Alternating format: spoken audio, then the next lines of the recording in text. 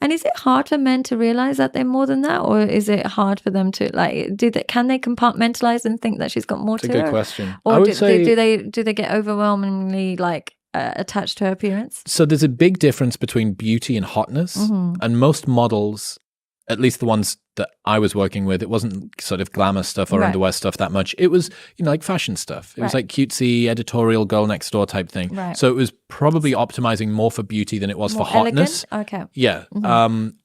But certainly when it comes to hotness, it's a fucking reality distortion field for men, right? And this is what we would say. This is the word that was coming to my mind as you were talking about this, that the reality of a very, very hot woman is like a sphere that follows around her, just distorting all of her experiences with women, with men, at restaurants, getting into nightclubs, with careers, everything. Yeah, the super hot, sexy woman gets it probably the worst because they activate a man's short-term mating strategies. They have long-term mating strategies with who they want a family with and short-term who they just want to mate with. And they activate that in men. So a really sexy girl will activate a man's short-term mating strategies. And she'll also activate threats in women. Now, women's usual threats when they're threatened with a woman is to go suggest that she's promiscuous. So they might say to the man, oh yeah, but she's really promiscuous, not realizing that actually makes her more attractive to them. Because they're like, well, I'm really looking for a short-term promiscuous. Are you trying to sell her to me? Yeah, so they think that they're actually undermining her by saying she's so promiscuous and she's a slut and she's this, that, and the other.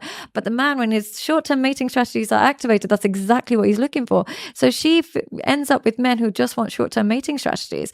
And as a result, she starts to see men as seeing disposable. And therefore, it can be really negative for the hot woman.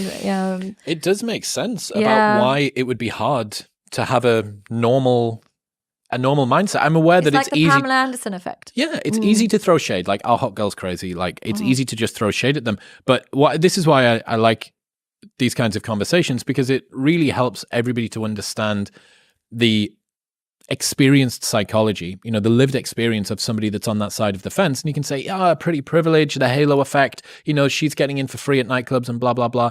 It's like, yeah, but what if she's got 0 female friends? Yeah. What if she can't find a female friend that doesn't see her as an enemy, an adversary, or a competitor? What if every single guy that she spends time with is terrified to speak to her, or it's so interesting.